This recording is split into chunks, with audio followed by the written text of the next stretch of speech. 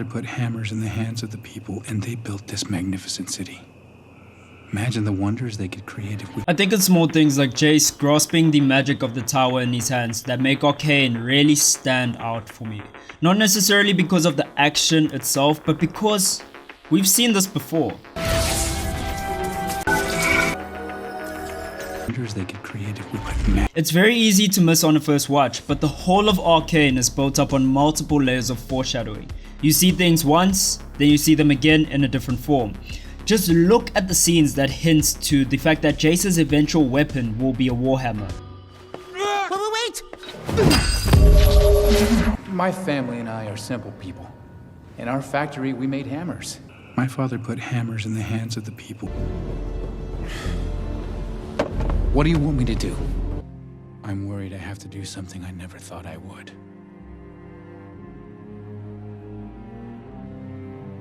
Jayce's eventual weapon is not that surprising for a large portion of Arcane's audience. This is because he already uses it in League of Legends. If Jayce wasn't in the game though, we would have been amazed to see how many times this was hinted at before he actually used it in the series. Once you see how many times the same ideas and poses are repeated in different ways, you start to understand the excellence of this series. In my last video, I actually covered the emotive nature of the animation in Arcane.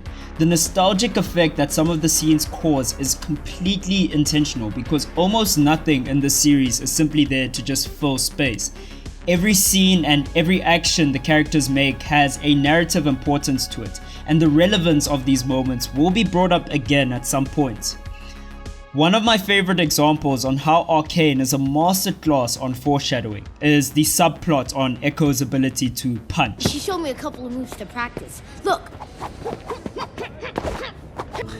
So you just come out swinging? Gee, I wonder who I learned that from. Oh, well, you should have learned more. You still punch like a little boy. And you still block with your face.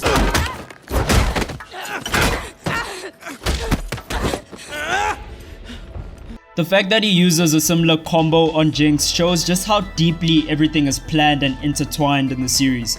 Another one is him crying while hugging Vi. This happens quite a bit. Unlike Jayce, his mother's hands are damaged in the snow. One could read this as a metaphor to how she doesn't have the same ambition to grasp magic, or even a similar ambition to Jayce in general. She's part of a family of metal workers, but is missing parts of her hands.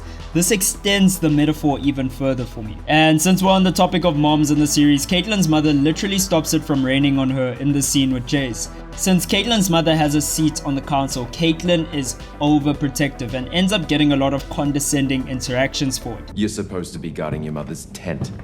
I was, Sheriff, but she doesn't need it, and clearly this takes priority. I realize you're used to getting your way, Kiraman, but we have a chain of command for a reason. Pardon us if we aren't quite so refined as you, milady. What are you even doing here, Kiraman? Don't you have a cocktail party to attend? No one thinks she's earned her place, not even her at times. Did my parents pay you to let me win? That's a serious accusation. You held your shot. I saw you. Later in the series, it does rain on her after she actually decides to do something that's against her mother's wishes, namely associating with the prisoner from the Undercity. The reality she faces in the Undercity are much tougher than those in the Kiraman mansion, and the metaphor unfolds with her suddenly being exposed to the elements like rain.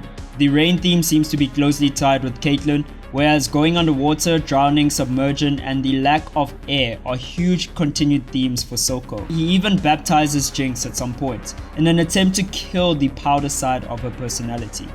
Notice how the end of the scene also foreshadows the thing that will eventually push her over the edge and further into her Jinx persona, Shimmer.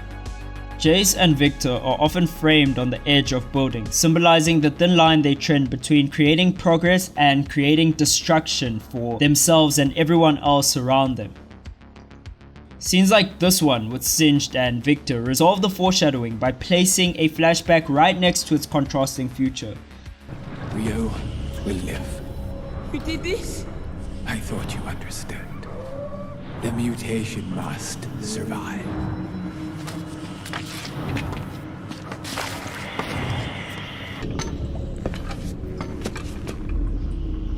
I understand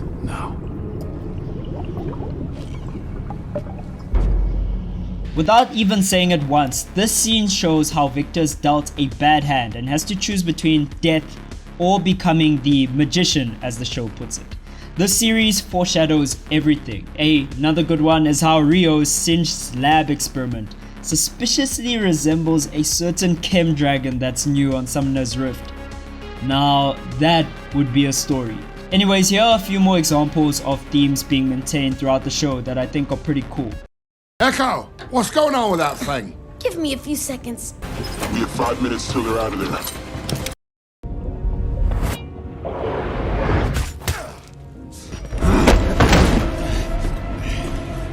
What have you done? As I had in my head, I thought about wreaking havoc on an opposition. Kinda shocking, they want a static with precision. I'm autumn.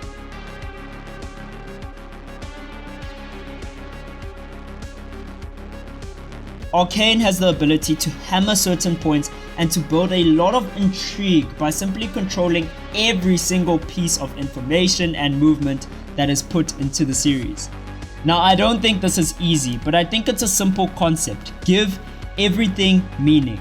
The powerful part about this is that viewers feel immersed in this world because there is no waste. Every scene is communicating something or hiding something in plain sight. Arcane challenges its viewers to not only be able to interpret its characters, but to also be able to keep up with all of the clues pointing to their inevitable fates and future plot points.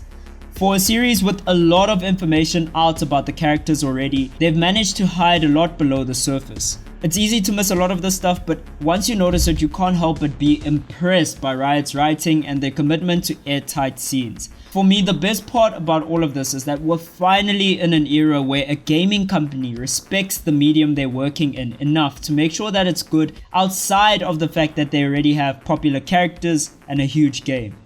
For that alone, Arcane is mad dope.